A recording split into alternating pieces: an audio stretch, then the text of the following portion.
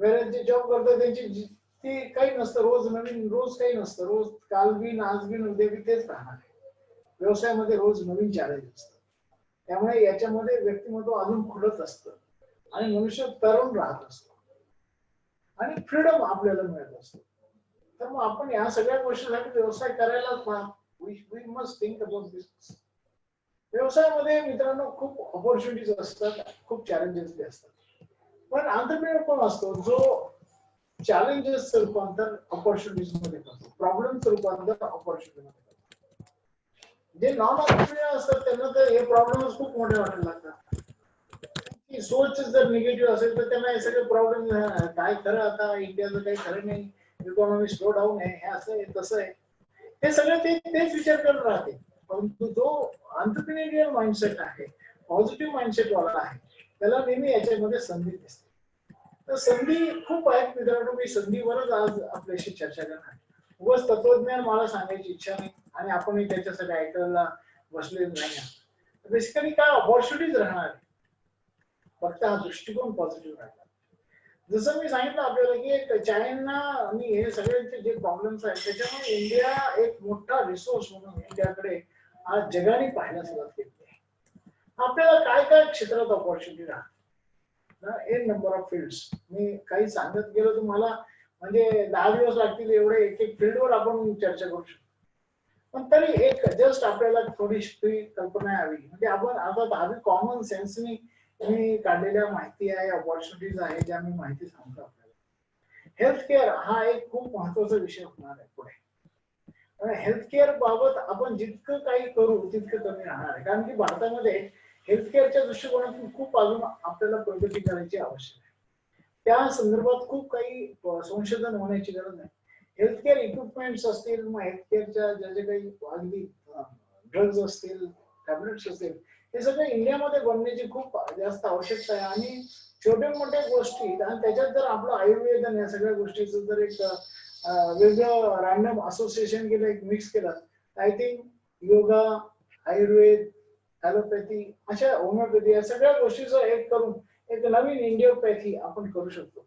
आणि त्याच्यामध्ये खूप काही संशोधनाला गरज आहे. वेलनेस सेंटरला खूप गर्दी राहणार आहे मित्रांनो. असं होईल की थोडीशी हा पिरियड जो आहे हा सगळ्यांसाठी कठीण काळ आहे, पण आंतरप्रिनरसाठी नाही, पण अनेक लोकांसाठी कठीण काळ आहे.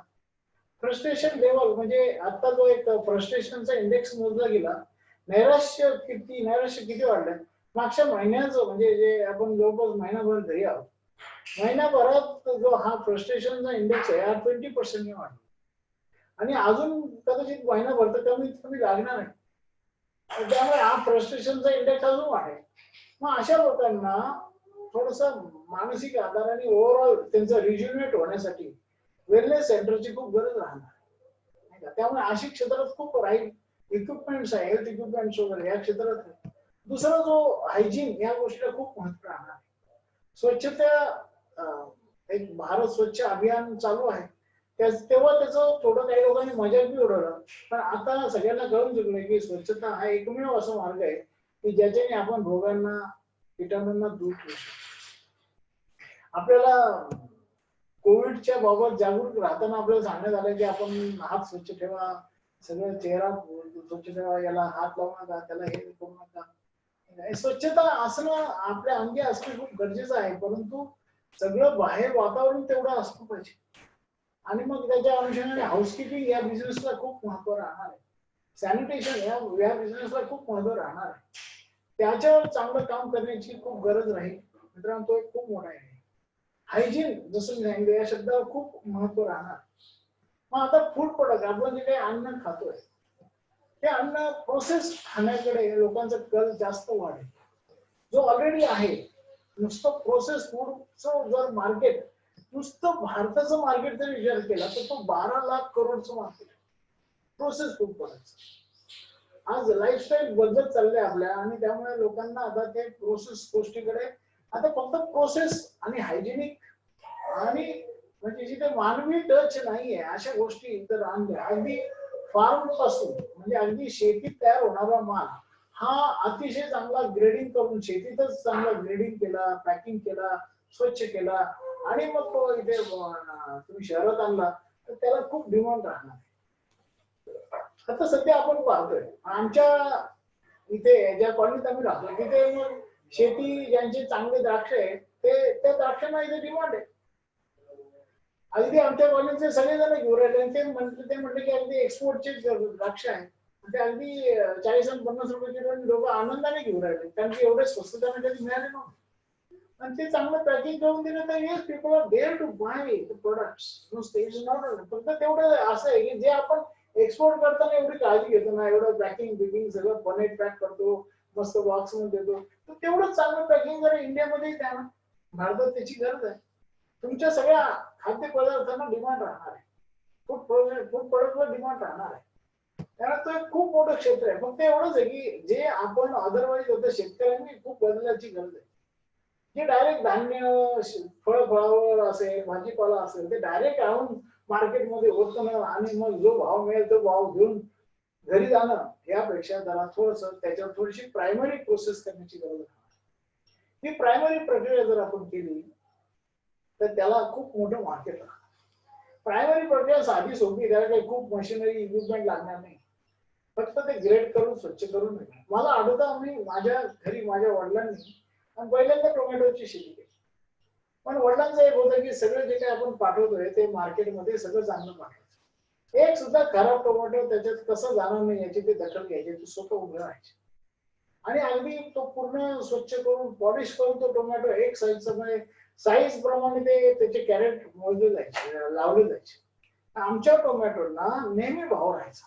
नेहमी मार्केटमध्ये जर समजा 40 रुपये भाव आहे तर आम्हाला 50 रुपये भाव मिळायचा. आमची कॅरेट कधी उलट केली जायची कारण की सगळे एकच साईजचं राहायचं. मला सांगायचं काय मित्रांनो, ही गरज जी आज थोडा शेतकऱ्यांना जर कळाली, ह्या सगळ्या गोष्टी कळाल्या, I think there will be a big revolution. एक मोठी रेव्होल्युशन येऊ शकेल. एक लोकांना आज अशा काही गोष्टींची गरज आहे. त्या पद्धतीने जर आपण काम केलं तर मित्रांनो ते खूप मोठं मार्केट आहे प्रोसेस फूड प्रोडक्ट्स. आणि एक आता अनुषंगाने याच्या अनुषंगाने जे काही बदल होणार आहे, आता एक इंजिनिअरिंग इंडस्ट्री अशी आहे इंडस्ट्री, त्याच्यामध्ये खूप काही चेंजेस होणार आहे इंजिनिअरिंग इंडस्ट्री. त्याच्यामध्ये पहिलं गोष्ट राहणार आहे म्हणजे ऑटोमेशन. लोक आता ऑटोमेशन कडे खूप वळतील. याला कारण असं आहे की आता सोशल डिस्टन्सिंग हा खूप मोठा विषय राहणार आहे काही दिवस तरी. माहित नाही किती दिवस राहील, कोणालाच उत्तर माहित. पण मग त्या हिशोबाने थोडं ऑटोमेशन रोबोटिक्स या सगळ्या गोष्टींकडे आता वळावं लागेल. You have to work on it. थोडे ऑटोमेशन आपल्याला करावं लागतील. कमी लोक जास्त आउटपुट कसं देऊ शकतील याच्यावर जरा आपल्याला काम करण्याची गरज आहे. मग त्याच्यासाठी मग जे काही नवीन टेक्निक्स अवेलेबल आहेत त्याचा उपयोग केला पाहिजे. मग ते आर्टिफिशियल इंटेलिजन्स असेल, मग ते इंटरनेट ऑफ थिंग्स असेल, त्याचा वापर आपण केला. If you work on this line आणि ऑटोमेशन रोबोटिक्स या गोष्टीवर जर काम केलं तर खूप काही संधी आहे करण्याची. एक दुसरं अजून जे सांगू इच्छितो म्हणजे आज जो काही पदार्थ जे काही गोष्टी पदार्थ म्हणजे फूड प्रोडक्ट नाही मला म्हणायचं की ज्या काही गोष्टी भारतात इम्पोर्ट केल्या जातात चायनाच्या.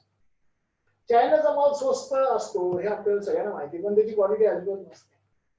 आता चायनाला एक ज्याला म्हणतात ना इकॉनॉमिक बॉयकॉटिंग होणार आहे. Definitely will not prefer China goods. आपला नुसता 6 लाख कोटीच्या वर तर नुसतं चायनाचं 60 लाख कोटीच्या वर चायनाचं इम्पोर्ट आहे. ते जर बंद झालं आणि ते 60 लाख कोटीचं मार्केट इंडियामध्ये आहे ना याचा अर्थ. सो फ्रेंड्स त्याचं फक्त काय करावं लागेल, थोडं रिव्हर्स इंजिनिअरिंग करावं लागेल, थोडं संशोधन करावं लागेल, थोडं इनोव्हेशन करावं लागेल. स्टार्टअप एंटरप्रेन्योर्सना खूप मोठी संधी राहणार आहे. ज्यांच्याकडे काही इनोव्हेटिव्ह माइंडसेट आहे, जे विशेषतः इंजिनिअरिंगचे स्टुडंट्स आहेत, त्यांनी जरा बघायला पाहिजे की या प्रोडक्ट मध्ये मी कॉस्ट कशी कमी करू शकतो, ओव्हरहेड्स कशी कमी करू शकतो, मटेरियल कोणतं अजून बदलू शकतो की ज्यामुळे त्याचं परफॉर्मन्स वाढेल आणि त्याची कॉस्ट कमी. या गोष्टीवर जर आपण लक्ष दिलं तर माहिती मित्रांनो या क्षेत्रात खूप संधी राहणार आहे. जपानने काय केलं, सेकंड वर्ल्ड वॉर झाल्यानंतर जपान बेचिराग झाला. नागासाकी हिरोशिमा यांच्या बॉम्ब हल्ले झाले ते, आणि सगळ्यात जास्त भूकंपाचे धक्के खाणारा देश एक आयलँड आहे जपानचा. जर तुम्ही भारताचा नकाशा बघितला तर त्याच्या सभोवताली सगळे समुद्र आहे, कुठलाही नॅशनल रिसोर्सेस नाही. भारतातून आयर्न ओर इम्पोर्ट करतात, कोळसा ऑस्ट्रेलियातून इम्पोर्ट करतात आणि स्टील साऱ्या जगाला विकतात ते. असं तर जपान आहे. जपान इकॉनॉमिक एक स्ट्रॉंग पॉवर झाली. याला कारण काय केलं त्यांनी? युरोपियन अमेरिकन मार्केटमध्ये ज्या गोष्टी येत होत्या त्या गोष्टीवर त्यांनी R&D केलं, संशोधन केलं. सगळ्यात पहिलं काम काय केलं त्यांनी? वजन कमी करणं. मग ते घड्याळ असो किंवा ट्रक असो किंवा अजून मोटरसायकल असो किंवा फोर व्हीलर असो, याचं पहिलं काम त्यांनी केलं लाईट वेट मध्ये सगळं आणायचं. पहिले घड्याळ स्वित्झर्लंडचे घड्याळ येत होत्या, एकदम जड घड्याळ येत्या. अगदी 100 किलो 100 ग्रॅमच्या वरती वजन राहायचं. मला आठवतं ते हँडी सँडल्स वगैरे घड्याळ. आता अगदी light weight vehicle, light weight ज्या घड्याळ येतात अगदी स्लिम पॉड्स टेक्नॉलॉजी त्यांनी आणली, ते संशोधन केलं. आणि घड्याळीचं मार्केट टोटली शिफ्ट होऊन गेलं. जे स्वित्झर्लंड इकडे मार्केट होतं ते सगळं जपानचं मार्केट होऊन गेलं. फोर व्हीलर मध्ये एक काळ जर्मनी किंवा युरोप हा आघाडीवर होता फोर व्हीलर, आणि इव्हन अमेरिका सुद्धा फोर्ड ची गाडी खूप फेमस होती. आणि त्या सगळ्यांची जागा मग हळूहळू सुझुकी असेल, होंडा असेल, मित्सुबिशी असेल, अशा सगळ्या गाड्यांनी घेतली. त्यांनी काय केलं? लाईट वेट व्हेकल आणलं. मारुती कारच्या आधी अँबेसेडर गाड्या होत्या, त्या सगळ्या जड गाड्या होत्या. त्या म्हणजे पुरुषांना चालायचं डिफिकल्ट राहायचं, तर महिलांना तर विषयच नाही. पण मारुती आल्यामुळे काय झालं की महिला काय कोणी चालवायला लागला, आणि सो इझी, आणि सगळं पॉवर स्टेरिंग सगळ्या काही गोष्टी त्याच्यामध्ये आल्या, पॉवर विंडो झाले, सगळ्या काही गोष्टी झाल्यामुळे काय झालं, अँबेसेडरची एकेकाळी पंतप्रधान आणि राष्ट्रपती वापरायची ती गाडी आता बंद होती. मला सांगायचं काय की ज्याने काळात असते ना, जे काळाप्रमाणे बदलतात ते टिकतात. तुम्हाला कंटिन्युअस इनोव्हेशन करावं लागते. असं सगळ्या बाबतीत जपानने काय केलं की या सगळ्या गोष्टीमध्ये इनोव्हेशन्स केले. आणि हे मायक्रो इनोव्हेशन्स आहे. तुम्हाला काय अगदी रिसर्च अँड डेव्हलपमेंट लॅबोरेटरीमध्ये जाऊन ते मायक्रोस्कोप खाली बसून ते प्रोडक्ट काही चेंज करायचे अशी काही गरज नाही. थोडंसं लॉजिकल विचार करून लोकांचा कम्फर्ट कन्व्हिनियन्स कसा वाढेल त्याकडे जर तुम्ही काम केलं, I think there is a big opportunity in this field. प्रत्येक क्षेत्रात जर तुम्ही विचार केला, we can easily replace China very easily. Japan was not known for quality.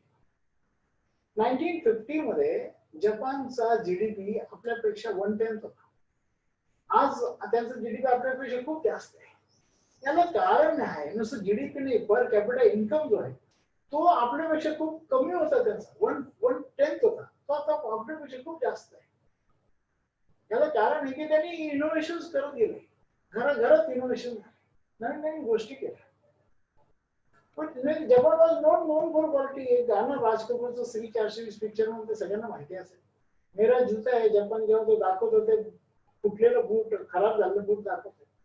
म्हणजे जपान म्हणजे जसं आज चायना क्वालिटी बद्दल बोलतो आपण, तसं जपानला क्वालिटी बद्दल बोललं जातं. आज ते जपान क्वालिटी करता लोकांना माहिती आहे. आणि हाच एक मानसिकतेमधला चेंज आपल्याला करावा लागणार आहे, एक सकारात्मक चेंज करावा लागणार आहे.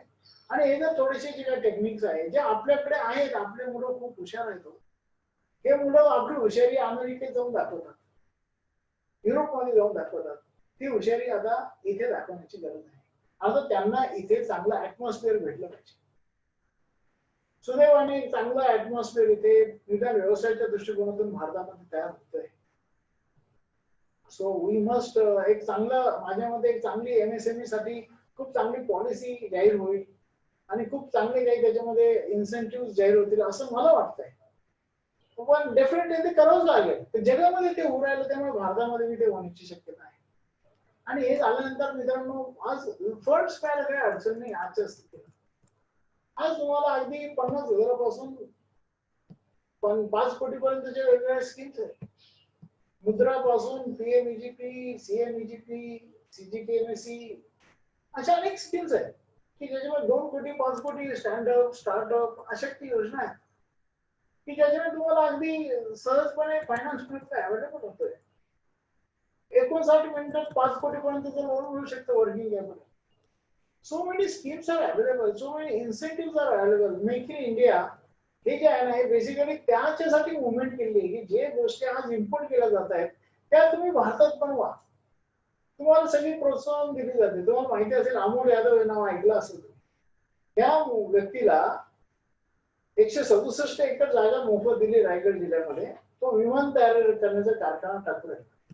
आणि त्याला 35,000 कोटी रुपये विमानाची त्याची एक अग्रीमेंट केलं की ते सगळी विमानं भारत सरकार खरेदी करणार.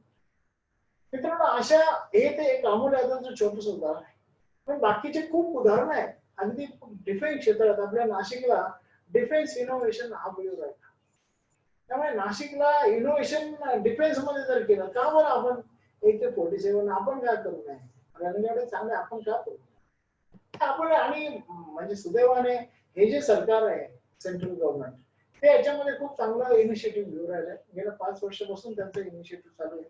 तेव्हा अनेक गोष्टी आज आपण म्हणजे पहिले ज्या इम्पोर्ट करत होतो आज ते एक्सपोर्ट करू आहे. मित्रांनो भारतामध्ये या गोष्टीला थोडस चालना कधी दिली गेलीच नाही, ती आता दिली गेली जाणार आहे. आणि पोस्ट कोविड हे अजून होईल, याच्यामध्ये रणनीती आखली जाईल आणि अनेक काही गोष्टीवर काम होईल. माझ्या मते मित्रांनो आपण सगळ्यांनी याच्यावर काम करावं. एक अजून एक जी बिझनेस ऑपॉर्च्युनिटी येणार आहे त्याला म्हणतो ई कॉमर्स. आता ई कॉमर्स हा बिझनेस खूप वाढणार, खूप वाढणार. आता सध्या 6 लाख कोटीचा मार्केट आहे आता सध्या ऍज ऑन टुडे, परंतु post Covid it will be much, it will at least double. लोक आज अनेक गोष्टी घरी बसून मागवतात. मग आता लोकांची ती सवय झाली आहे.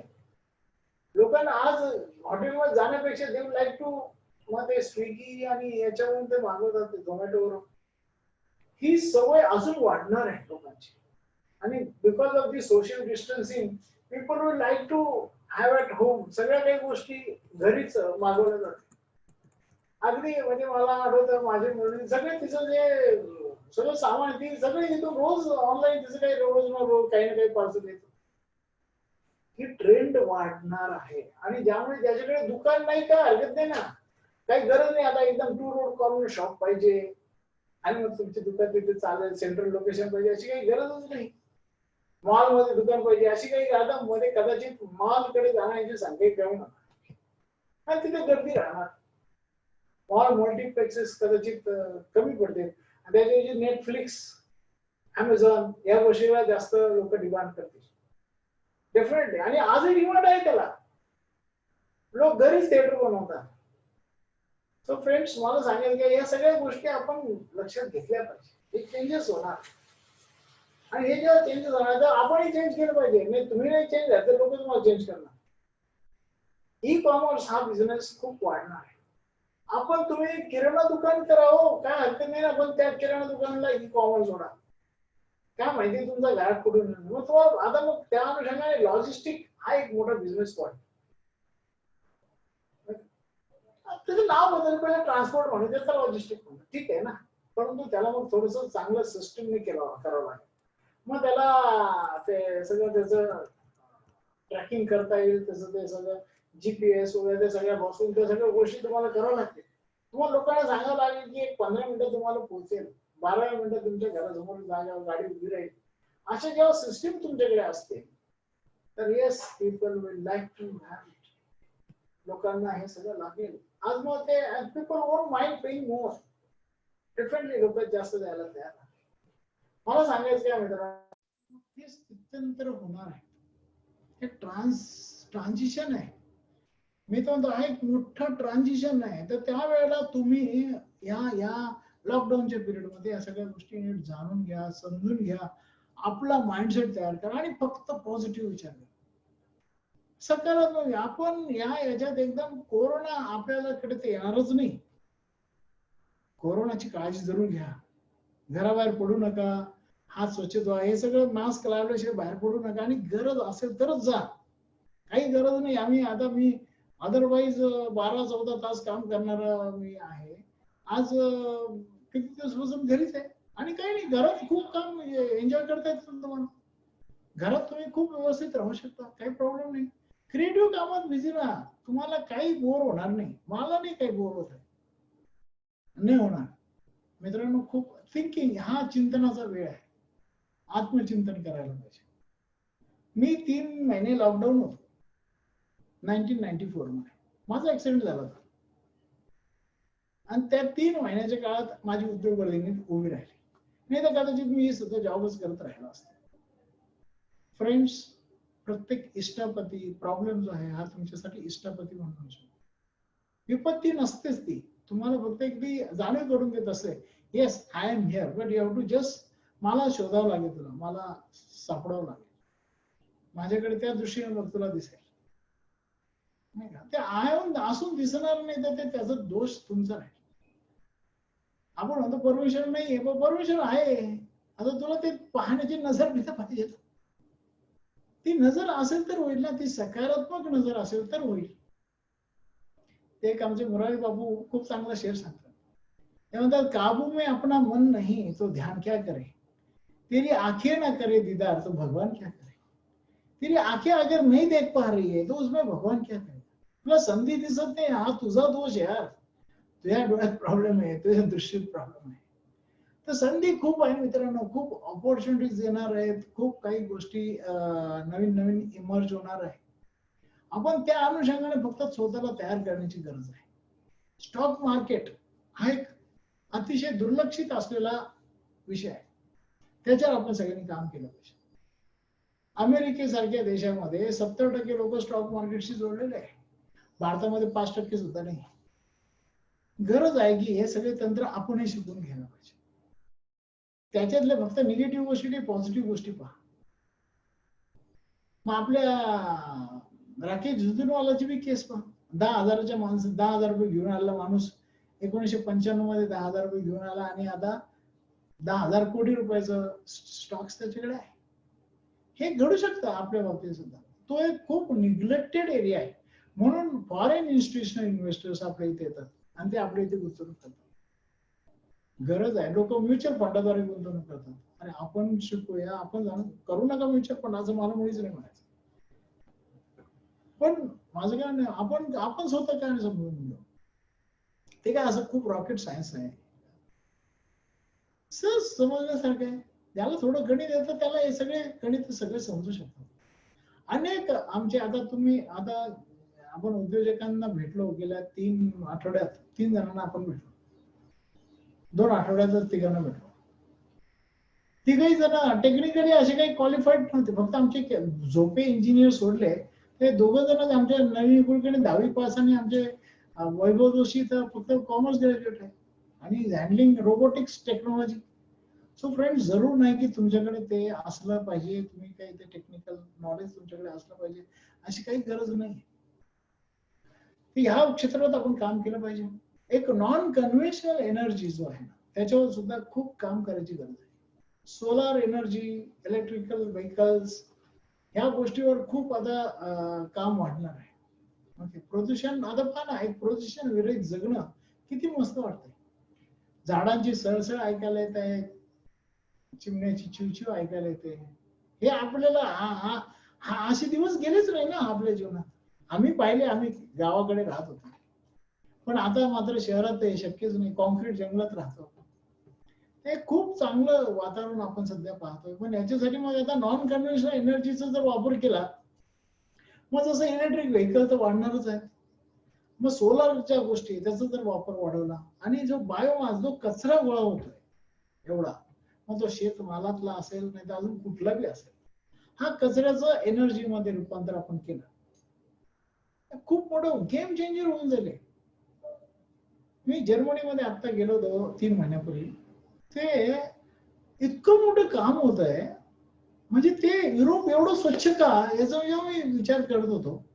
का बरं एवढं, आणि they are working too much. हे सगळे जे काही, म्हणजे आपल्या इथे आत्ताशी कुठेतरी ओला कचरा सुका कचरा वेगळा काढला जातो, तिथे तर ते सगळ्या गोष्टी अगदी मशीननी सगळ्या काही होतात. आणि ते लोक या वेस्टवर खूप काम करू राहिले. जर्मनीमध्ये मी त्या मशिनरी डेव्हलपरला भेटलो, किंवा सो एकदम म्हणे, यार you require it very badly. आणि तुमच्या भारतामध्ये याची खूप संधी आहे. आपल्या इथे सगळे कचऱ्याचे डोंगर उभे आहेत. ह्या कचऱ्याचं संधीत रूपांतर करण्याची गरज आहे. हा बायोमास सगळा जो आहे, हा एनर्जी मध्ये, फ्युएल मध्ये रूपांतर करू शकतो, फर्टिलायझर्स मध्ये रूपांतर याचं होऊ शकतो. अशा खूप ऑपॉर्च्युनिटीज आहेत. मी तर सांगायला बसलो, मी सांगितलं काय, प्रत्येक एक एक विषयावर एक एक दिवस बोलू शकेल अशा एवढ्या याच्यामध्ये संधी आहेत. तर आपण सगळ्यांनी या सगळ्या संधी लक्षात घेऊन जर काम केलं तर definitely you will have a better opportunity. आणि हे सगळं लक्षात घेऊनच आम्ही एक एंटरप्रेन्योरशिप डेव्हलपमेंट कोर्स डिझाईन केलाय. 6 वीक्सचा कोर्स आहे. या 6 आठवड्याच्या कार्यक्रमात सिस्टमॅटिकली तुम्हाला आम्ही अगदी उद्योगाच्या निवडीपासून काय करावं आणि कसं करावं या प्रश्नाचे उत्तर देणार आहे. पहिला आठवडा तुम्हाला एक तुमची उद्योजकीय मानसिकता आणि तुमचं एक गोल सेटिंग, ध्येय निश्चित करण्यासाठी हा पहिला आठवडा दिला जातो. आता आम्ही कार्यक्रमात थोडेसे बदल केले. मागच्या वेळेला मी सांगितलं होतं की आम्ही 8 आठवडे घेऊ आणि दर शनिवार रविवारी घेऊ. पण मला निदान एक 10-12 लोकांचे फोन आले, म्हणजे सर शनिवार रविवारी काय घेता एवढा 3-3, 4-4 तास कोणी मोबाईल समोर कसं बसेल, तर थोडं तुम्ही जरा, आणि आमच्याकडे आता वेळ आहे, why don't you do it daily. म्हटलं ठीक आहे, हरकत नाही, डेली तर मग डेली घेऊ. मग डेली आठवड्यातून 5 दिवस, सोमवार ते शुक्रवार आणि शनिवार रविवार मला काही प्रॅक्टिकल असाइनमेंट द्यायचे. तर असे 6 आठवडे चालणार आहे. पहिल्या आठवड्यात आम्ही तुम्हाला एक उद्योजकीय, या आताच्या काळात उद्योजकीय मानसिकता कशी असते पाहिजे. हे पहा मित्रांनो, सेम मानसिकता जी 50 वर्षापूर्वी होती, 10 वर्षापूर्वी होती, त्या मानसिकतेने आता नाही चालणार. You have to have different mindset all together. शेवटी एंटरप्रेन्योरशिप हे दोनच गोष्टीवर आहे. It is a skill set and mindset that is required. Technology, finance, या सगळ्या गोष्टी भेटणाऱ्या आहेत. It's not a matter of worry. Matter of worry, we don't have that mind, that kind of mindset and that kind of skill set. तुमचा mindset set आणि skill set तयार करण्याचा कार्यक्रम. तर पहिल्या आठवड्यात त्याच्यानी सुरुवात आपण करणार. तुमचा एंटरप्रेन्योरशिप रिलेटेड गोल सेट कसा करावा याचा एक सिस्टमॅटिक एक कार्यशाळा आहे 3 दिवस.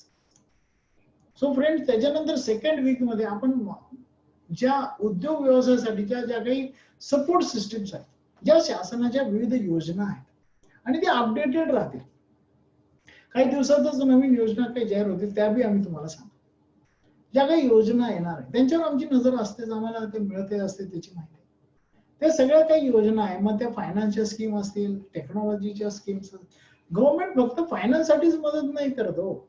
गव्हर्नमेंट तुम्हाला जागे देण्यासाठी, तंत्रज्ञान देण्यासाठी, तुम्हाला मार्केटिंग असिस्टन्स करण्यासाठी, एक्सपोर्ट असिस्टन्स करण्यासाठी खूप संधी, तुम्हाला खूप सवलती देणार. बाय द वे, मला एक गोष्ट सांगायची राहिली, एक्सपोर्ट आहे खूप मोठा विषय राहणार आहे पुढच्या काळात. It's going to be a very big area. त्याच्यामध्ये खूप काम करायची संधी राहणार आहे. ऍग्री कमोडिटीज पासून, हँडीक्राफ्ट्स पासून, अनेक गोष्टी, इंजिनिअरिंग आयटम पासून खूप काही गोष्टींचा एक्सपोर्ट भारतातून वाढणार आहे. आपल्याला माहिती आहे, आर्य चाणक्यच्या काळात आपला देश 70% निर्यात करत होता, आता फक्त 5% आहे. खूप गॅप आहे मित्रांनो. आपल्याला होऊ शकतं, त्यासाठी निर्यात वाढवावा लागणार आहे आणि त्या वाढवण्यासाठी खूप काही माझ्या मते सवलती जाहीर केल्या जातील. तर आपण त्या गोष्टी जरूर पहा. मला सांगायचं काय की त्या अनुषंगाने ज्या काही शासकीय अनुदाने आहेत त्या सगळ्या, मेक इन इंडिया, मग ते तुमचं स्वच्छ भारत, क्लीन इंडिया असेल, ग्रीन इंडिया असेल, डिजिटल इंडिया असेल, या अंतर्गत काय काय सबसिडीज आहे, काय काय योजना आहेत, त्या सगळ्या गोष्टींची माहिती आम्ही देणार दुसऱ्या आठवड्यात. ओके. सेकंड वीक मध्ये अगदी मग तुम्हाला उद्योग सुरू करायचा, मग प्रॉपर्टी करायची, पार्टनरशिप करायचं, प्रायव्हेट लिमिटेड करायची, लिमिटेड लायबिलिटी पार्टनरशिप करायची, काय करायचं, त्याचे कसे होऊ शकतात तेही सांगू तुम्हाला. उद्योगाचे प्रकार काय आहे, मॅन्युफॅक्चरिंग काय असतं, सर्व्हिस इंडस्ट्री काय असते, व्यापार काय असतो, त्या सगळ्या गोष्टींची माहिती सेकंड वीक मध्ये आम्ही देणार. म्हणजे तुमची एक मानसिकता त्या अनुषंगाने तयार होईल की आपण नेमकं काय करायचं, पार्टनरशिप मध्ये करायचं का प्रॉपर्टी मध्ये करावं, काय करावं, हे निर्णय तुमचे व्हायला लागते. थर्ड वीक जो आमचा आहे तो तुम्हाला प्रोजेक्ट सिलेक्शनच्या दृष्टिकोनातून राहणार आहे. त्याच्यामध्ये प्रोजेक्ट सिलेक्शन करताना काय बघितलं पाहिजे, नंतर प्रोजेक्ट सिलेक्ट करताना बिझनेस ऑपॉर्च्युनिटीचा सर्च कसा घेतला पाहिजे, व्यवसायाची संधी कोणाला दिसते कोणाला दिसत नाही, कारण की हा दृष्टीचा फरक आहे नाही का. आम्हाला असं वाटतं की खूप संधी आहे. माझा एक ट्रेडिंग क्षेत्रातच काम करणारा माझा एक मित्र आहे, तुझा फोन आम्हाला खूप हसू येत होता. तो बोले यार सुनील, मैं तो लॉकडाउन हो गया। मैंने क्या हुआ? अरे यार बोले 1 महीना हो गया, मुझे कोई काम ही नहीं यार, क्या करूं? तुम क्या करो? मैंने यार मैं तो बहुत बिजी हूँ। बोले कैसे बिजी हो? मैंने यार कितना काम है बहुत, मेरे तो रोज वेबिनार लग रहे। वो क्या होता है बोले वेबिनार? आता काय सांगावं त्यांना? बोले सुनील यार, तो मला आनंद आश्चर्य असं वाटलंय, हा लोकांना उद्योजकता विकासाचं प्रशिक्षण देत होता आणि तो मला विचारून राहिला, सर कोणता उद्योग करावा सांगा ना मला. काय सांगा आता, मला इतकं हसू आलं त्याचं. अरे म्हटलं काय हे लोक, आम्ही मित्रांनो आम्ही तर उद्योग करणारे लोक आहे. आणि मला असं वाटतं की नैतिक अधिकार त्यालाच पोहोचतो ज्याला स्वतःला जमतं. आम्हाला जमतं, आम्हाला नैतिक अधिकार. We possess moral right to tell you because we are practicing entrepreneurs. We are not only trainers. आम्ही entrepreneur आहोत practicing. त्यामुळे आम्ही 70% टोनपे खाल्लेले लोक आहोत. आम्हाला माहिती काय गोष्टी आहेत. सो फ्रेंड्स, आपण ते सगळं सेकंड वीक मध्ये घेणार आहोत. थर्ड वीक मध्ये राहतात आपण. तेव्हा उद्योगाची संधी कशी शोधायची, त्यासाठी क्रिएटिव्ह थिंकिंग कशी डेव्हलप करायची, त्यासाठी डिझाईन थिंकिंग काय असतं, आयडिया जनरेशन कसं करायचं, आयडिया इव्हॅल्युएशन कसं करायचं, हे सगळं त्याच्यामध्ये शिकवलं जाणार. आणि हे सगळं ऑनलाईन होणार webinar through. Okay. Then fourth week मध्ये विषय राहील आपला प्रोजेक्ट सिलेक्शन. रादर आयडियाचं इव्हॅल्युएशन हा विषय आहे. आयडिया इव्हॅल्युएट कशी करायची, हाऊ टू इव्हॅल्युएट आयडिया. मग त्याच्यामध्ये मार्केट सर्वे कसं करायचं, प्रोजेक्ट रिपोर्ट कसं बनवायचं, ज्यामुळे मला कळेल की whether I am on the right track. माझा उद्योग निवडलेला आहे तो योग्य आहे की नाही ते मला कळायला पाहिजे ना. त्यासाठी मग मार्केट सर्वे करावं लागेल, प्रोजेक्ट रिपोर्ट बनवावं लागेल. तुम्हाला 4 प्रमुख प्रश्नांची उत्तर मिळावं लागतील. Can I make it, can I sell it, can I make profit out of it, and can I implement it. याच्या अनुषंगाने 57 प्रश्न आम्ही तयार केली, त्याची उत्तर यायला लागतील तुम्हाला. ती सगळी 57 प्रश्न काय ते तुम्हाला सविस्तर आम्ही सांगतो. त्याची माहिती गोळा करा. आमचं एकच म्हणणं आहे, सुरुवात करताना थोडा वेळ घेतला त्याचा. बाबा आमटेंचं वाक्य फेमस, काय वाक्य म्हणतात बाबा आमटे, काय म्हणतात, ध्येय ठरवताना भान ठेवा आणि गाठताना बेभान व्हा. आधी भान ठेवून काम केलं पाहिजे. हे निवडायचं करायचं मग ते प्रॉपर वेनी सिलेक्शन झालं पाहिजे. उगाच काहीतरी आता खूप संधी लगेच करायचं, चला मास्क बनवूया, लगेच सॅनिटायझर बनवूया. अरे बाबा, हे तर आता हजारो लोक त्या कामाला लागलेले, तू काहीतरी वेगळं कर, करू नको असं मला म्हणायचंच नाही. मला सांगायचं काय की नुसतं वेड्यासारखं आंधळेपणाने त्याच्या मागे नाही जायचं. आम्हाला नुसते तुमचे उद्योग सुरू करून देण्यात स्वारस्य नाहीये. आम्हाला तुमचे उद्योग चालवण्यात इंटरेस्ट. चालू राहायला पाहिजे, उद्योग चालला पाहिजे, उद्योग चालला गेला पाहिजे. आणि तो चालण्यासाठी सगळ्या गोष्टी आधीच इन्शुअर केल्या पाहिजे.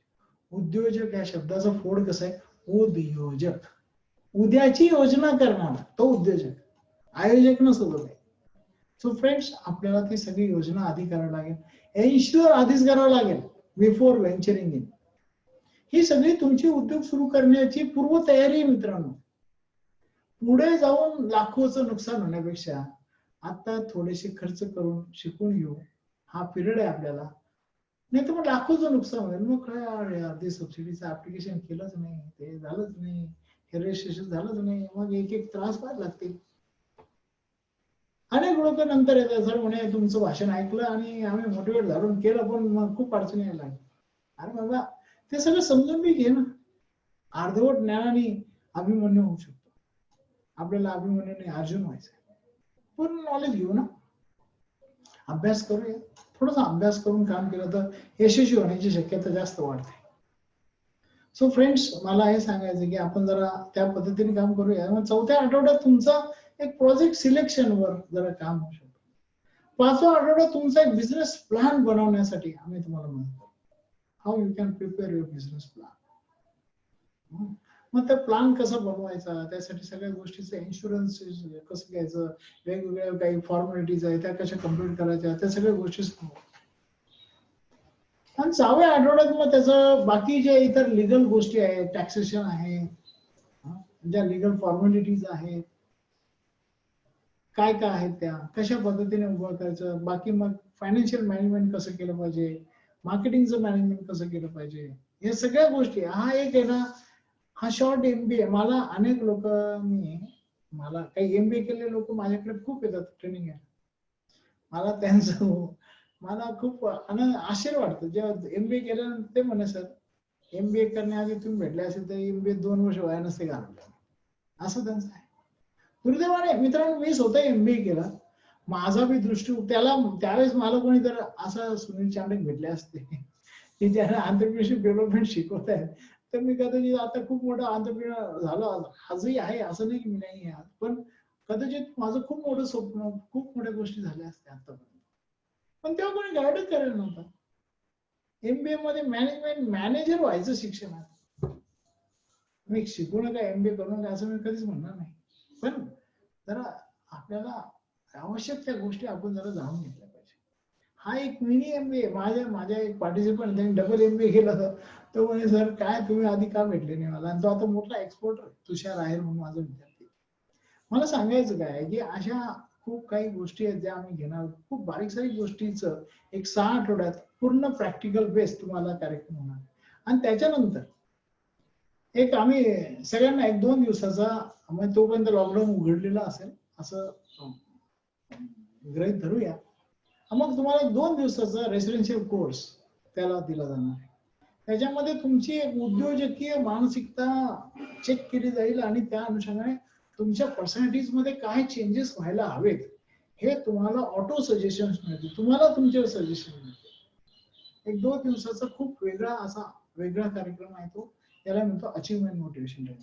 याच्यामध्ये खूप मोठी थिअरी आहे, खूप मोठे रिसर्च आहे. डॉक्टर डेव्हिड मॅक्लेलँड यांनी काकीनाडामध्ये हा एक्सपेरिमेंट केला आहे. त्यांनी पुस्तक लिहिलंय याच्यावर, अचिव्हिंग सोसायटी, आणि त्यावर आधारित 1955-65 संशोधन झालंय भारतामध्ये. त्याच्या बेसवरच हे सगळे कार्यक्रम आहे. मी त्याचा सर्टिफाईड ट्रेनर आहे, अक्रेडिटेड ट्रेनर आहे. आम्ही भारतात अचिव्हमेंट मोटिवेशन यार फक्त 250 लोक पूर्ण भारतामध्ये. सो फ्रेंड्स, ते सगळं सिस्टमॅटिक सायंटिफिक वेने तुमचं एक तयारी केली जाईल. असा एक 7 आठवड्यात हा कार्यक्रम होणार आहे की ज्याच्यामध्ये 6 आठवडे प्रॅक्टिकल तुमचं ऑनलाईन ट्रेनिंग राहील 7व्या आठवड्यात, आणि यानंतरही तुम्हाला तुमचा उद्योग सल्ला मसलत तुम्हाला केली जाईल, तुम्हाला मदत केली जाईल. असं नाही का 6 आठवडे झाले तुम्ही तुमच्या घरी आणि आमच्या घरी, असं काही नाही. तुम्हाला ऑनलाईन, म्हणजे लोक समजा पुण्याहून मुंबईहून असेल कुठूनही असेल त्यांना सगळ्यांना ऑनलाईन सुद्धा आम्ही मदत करूच, पण तुम्हाला ऑफलाईन जे नाशिकचे असतील त्यांना नाशिकला ऑफलाईन इथे सुद्धा पर्सनली सगळी मदत केली जाईल. ती मदत करणं म्हणजे आम्ही काही उपकार नाही करणार, हा आमचा छंद आहे, हे पॅशन आहे आमचं, हे मिशन आहे. त्यामुळे this has been our task only my dear friends. तर आपण जरा हे सगळं आहे असा हा 7 आठवड्याचा कार्यक्रम. एक पूर्ण कार्यक्रमाची फी आम्ही फक्त 6,000 ठेवली. आम्ही रेग्युलर आमचा कोर्स 10,500 आहे, यावर्षी आम्ही त्याची फी 12,000 करणार होतो. 10,500 फी मागच्या वर्षी होती. तर तो कोर्स तुम्हाला फक्त निम्म्या किमतीत आम्ही 6,000 मध्ये देणार, कारण ऑनलाईन आहे. कंटेंट कुठेही कमी नाही होणार, एक शब्दाची कमी नाही, जास्त होईल कमी नाही होईल. आणि त्यानंतर तुम्हाला 2 दिवसाचा कोर्स बी राहणार आहे, व्हिजिट्स वगैरे सुद्धा होतील, या कोर्स नंतर होतील. सो फ्रेंड्स, माझ्यामध्ये सगळं जे मला सांगायचं होतं ते मी तुम्हाला सांगितलेलं आहे. आता तुमचे जर काही प्रश्न असेल, कोणतं काय तुमचे जर काही प्रश्न असतील तर ते प्रश्न तुम्ही मला विचारू शकता. काही शंका असतील तर you can ask me any questions. काही शंका आहेत का? Any doubts? ट्रान्सपोर्ट बिझनेसचा फ्युचर कसा असेल? ट्रान्सपोर्ट बिझनेसला मी आधी सांगितलं, transport business will have a very nice future. कारण की आता कसं माहितीये का, तुम्हाला खूप मायक्रो प्लॅनिंग, ट्रान्सपोर्ट म्हणजे काय, इथून ते ट्रान्सपोर्ट कशाला म्हणतात, लॉजिस्टिक कशाला म्हणतात, जरा फरक लक्षात. ट्रान्सपोर्ट म्हणजे काय राहते, इथून भाजीपाल्याची गाडी भरली पाठवली, हे आता असं नाही. आता तुम्हाला खूप सिस्टमॅटिक वेने ट्रान्सपोर्टचं काम करावं लागतं. एक लॉजिस्टिक, त्याच्या मागे एक सायन्स आहे, त्याच्या मागे जरा ते, मग सगळं तुम्ही टेक्नॉलॉजी त्याच्यामध्ये वापरली पाहिजे. ती वापरली तर माझ्या मते ट्रान्सपोर्ट हा खूप मोठा बिझनेस होणार, खूप मोठा. फक्त तो इफिशियंट कसा होईल, कॉस्ट इफिशियंट कसा होईल, आणि अगदी फास्ट. त्याच्यामध्ये लोकांची अपेक्षा एकच राहील, इट शुड बी फास्ट. तुमचं माल जो पोहोच जो आहे ते त्या वेळेला टाइमली डिलिव्हरी होणं, याला खूप महत्व राहणार आहे. तुम्ही जर 22 तारखेला 4 वाजता पोहोचणार, तर 22 तारखेला 4 वाजता तो गोष्ट सुरू झाली, ते पोहोचली पाहिजे. टाइम मॅनेजमेंट त्याच्यामध्ये खूप बघावं लागेल, तुम्हाला सगळ्या टेक्नॉलॉजीचा वापर करावा लागेल, आणि अगदी मायक्रो प्लॅनिंग त्याच्यामध्ये करावं लागेल. एकाच याच्यामध्ये तुम्हाला 10 गोष्टी घेऊन जा, काय हरकत नाही, पण त्याचं मायक्रो प्लॅनिंग करा. आणि त्या पद्धतीने लोकांना कमिटमेंट दिली. आता I think transport is going to be the very big business, very big business. अजून काही शंका आहे कोणाला? काही शंका नसतील. हेल्थ अँड वेलनेस बिझनेस आणि फूड बिझनेस रिलेटेड अपॉर्च्युनिटीज. मी आता सांगितलं ऍक्च्युली सुरुवात त्याच्यानेच केली होती. हेल्थ हा एक खूप मोठा, हेल्थ केअर हा खूप मोठा बिझनेस राहणार आहे. हेल्थ इक्विपमेंट याच्यावर खूप काम करावं लागेल. जसं पहा आता भारतामध्ये व्हेंटिलेटरची खूप कमी आहे. अनेक लोकांनी जसं आपण ऐकलं की IITच्या एका मुलाने व्हेंटिलेटर बनवलं, अगदी स्वस्तात मोबाईल व्हेंटिलेटर बनवलं. तर असे हे व्हेंटिलेटर एकच इक्विपमेंट नाही, there are so many equipments. आणि आज जर पाहिलं तर सगळे इक्विपमेंट आपण इम्पोर्ट करतोय. बरीचशी इक्विपमेंट इम्पोर्ट होत आहेत. आम्ही आमच्या अशोकाच्या हॉस्पिटलमध्ये पाहिलं सगळे इक्विपमेंट इम्पोर्ट केलेले आहे. चांगलं आहे ते, काही वाद नाही, परंतु ही गोष्ट मग इंडियामध्ये का नाही बनवायची? हेल्थ इक्विपमेंटला खूप खूप स्कोप राहणार आहे. इव्हन ड्रग्ज बनवण्यामध्ये वेलनेस सेंटर खूप चालणार आहे. खूप खूप स्कोप राहील वेलनेस सेंटरमध्ये. भारत सरकार आता हेल्थ इक्विपमेंट्सवर स्पेशल त्यांचे इकॉनॉमिक झोन तयार केले. विशाखापट्टणमला पहिला झोन तयार झाला. तर अशा अनेक गोष्टीला भारत सरकार प्रमोट करणार आहे. कारण की हा आता सगळ्यात महत्वाचा जहान आहे, तो जहान आहे. सगळ्यांना कळून चुकलं आहे. लोक घराबाहेर पडत नाही सध्या. काय आपली हेल्थची काळजी, आपल्याला काही त्रास होऊ नये म्हणून आपण घराबाहेर पडतो. लोक आता हेल्थ कॉन्शियस खूप वाढणार आहेत. आता टेस्टिंग फॅसिलिटीज याच्यावर खूप काम करावं लागेल. हे फक्त कोविड टेस्टिंग नाही, म्हणजे फक्त कोरोनाची टेस्टिंग नाही, बाकीच्या टेस्टिंग मध्ये सुद्धा खूप खूप गरज राहणार आहे. त्याच्या खूप गरज राहतील. तर त्या गोष्टी जर आपण केल्या तर त्याला खूप हे राहील. अजून एक क्वेश्चन इलेक्ट्रिक व्हेकल सेक्टरवर आहे. तर इंडिया त्याच्यामध्ये कसं पोझिशन करू शकतो आणि आपल्याला काय अपॉर्च्युनिटी आहे छोट्या प्लेअरला? छोट्या प्लेअरला सुद्धा खूप इलेक्ट्रिक व्हेकल मध्ये काय आहे की अगदी तुम्ही टू व्हीलरचं तुम्ही स्वतः मॅन्युफॅक्चर बनवू शकता. असेंब्लिंग आहे ते सगळे पार्ट्स जे आहेत ना, आता त्याच्यापैकी आज खूप प्रयत्न केला तरी 40% पार्ट हा तुम्हाला चायनातून इम्पोर्ट करावाच लागेल. पण त्या जर गोष्टी आपण इथे बनवू शकतो आणि अगदी मग तुम्ही स्वतःचा तुमचा ब्रँड तयार करा ना. जरूर नाही की तुम्हाला मोठं युनिट टाकलं पाहिजे. बजाज ऑटो सारखं एकदम मोठं युनिट जिथे 7-8 हजार लोक काम करतात, अशी काही गरजच नाही राहणार. आणायचा पार्ट आणायचं, तुम्ही तयार करायचं, तुम्हीच विकायचं, तुमचा ब्रँड तयार करा. या छोट्या व्हेकल मध्ये पासून मोठ्या व्हेकल पर्यंत असे खूप काही प्लॅन्स आपल्याला तयार करता येतील आणि याला खूप फ्युचर राहणार आहे. फक्त एवढंच येतील, चांगलं बनवा, चायना सारखं नका बनवा. चांगलं त्याच्यामध्ये जर फ्युएल एफिशियंट म्हणजे एफिशियंट जर गोष्टी आणल्या, इलेक्ट्रिक व्हेकलला खूप डिमांड राहील. आणि विशेषतः जे शहराच्या अंतर्गत जे काही ट्रॅफिक ट्रान्सपोर्ट चालतं त्याच्यामध्ये इलेक्ट्रिक व्हेकलला खूप स्कोप आहे. कारण की प्रदूषण त्याच्याने होत नाही आणि मेन म्हणजे आज त्याची फ्युएल एफिशियन्सीचा जर विचार केला म्हणजे इथे 1 लिटरला आपल्याला 80 रुपये लागतात पेट्रोलला. इथे तुम्हाला एका युनिटमध्ये ती 25 किलोमीटर चालते. सो फ्रेंड्स, असं जेव्हा फरक होईल म्हणजे तुम्हाला 1 रुपया सुद्धा किलोमीटरचा खर्च नाही, तर जिथे 5-6 रुपये किलोमीटरचा खर्च येतो तिथे मग त्यामुळे डेफिनेटली या गोष्टीला खूप स्कोप राहील इंडियामध्ये. Electric vehicle will change the market totally. आता लोक हळूहळू people will shift from petrol diesel to electric होणारच आहे. लोक वाट पाहू राहिले त्या सगळ्या गोष्टीची आणि ते होईलच. त्यामुळे त्याच्यावर काम करायची गरज आहे. एक पुढचा प्रश्न ई कॉमर्स सेक्टरवर आहे.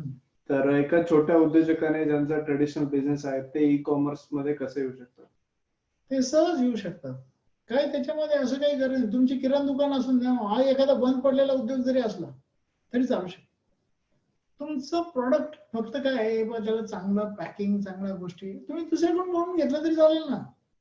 जरूर नाही की तुम्ही बनवा.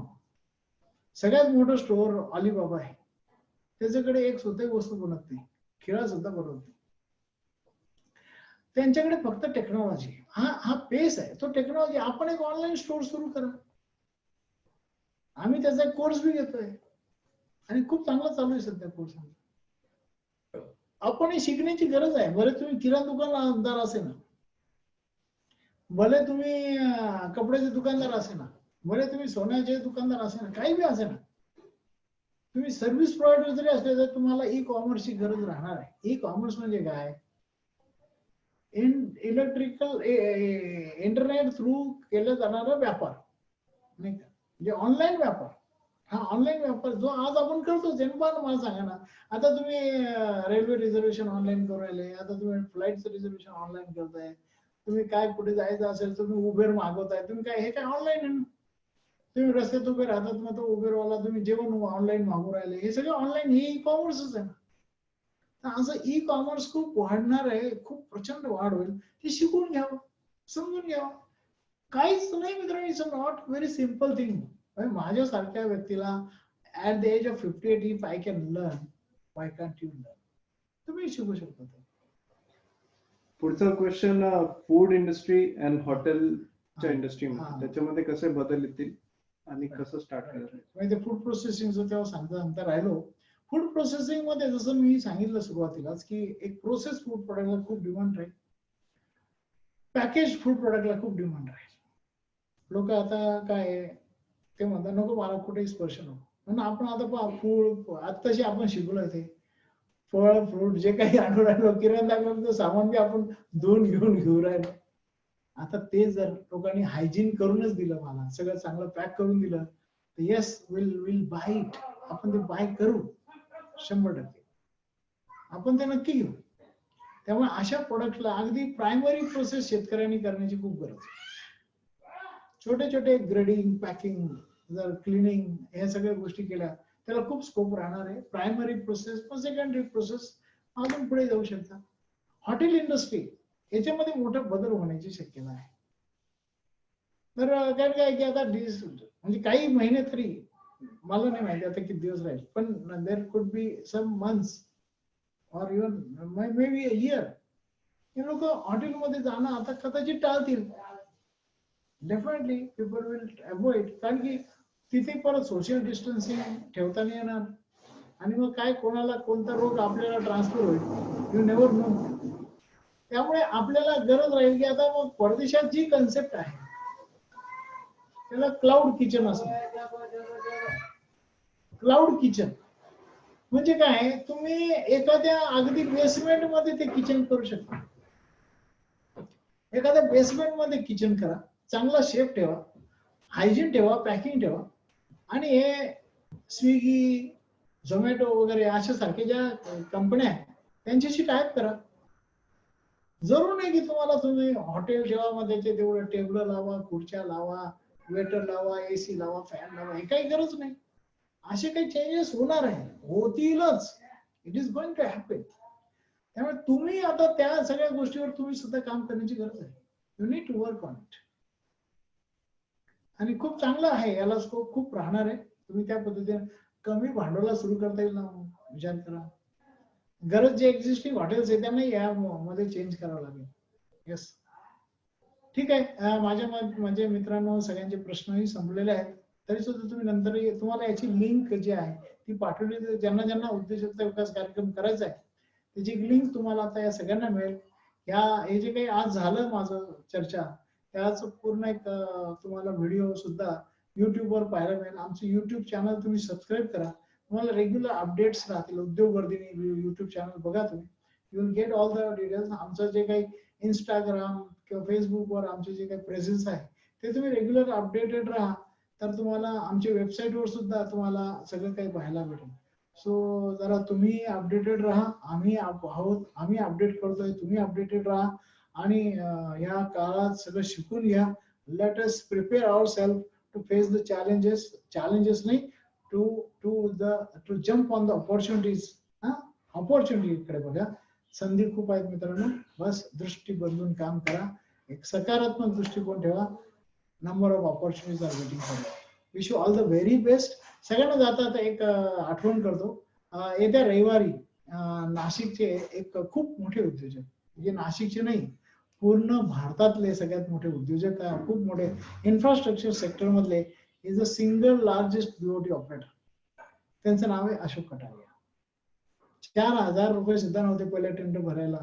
ही व्यक्ती आता मित्रांनो हजारो करोडचा टर्नओव्हर, अनेक क्षेत्रात काम करते. Infrastructure, education, medical, health care, so many field.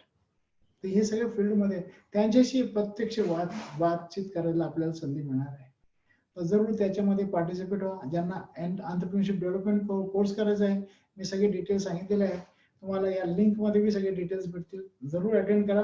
तेव्हा आपण रोज भेटूया. Daily will meet and daily will share all the knowledge with you so that you can also be our entrepreneur of the next era. Thank you very much. धन्यवाद. शुक्रिया. धन्यवाद.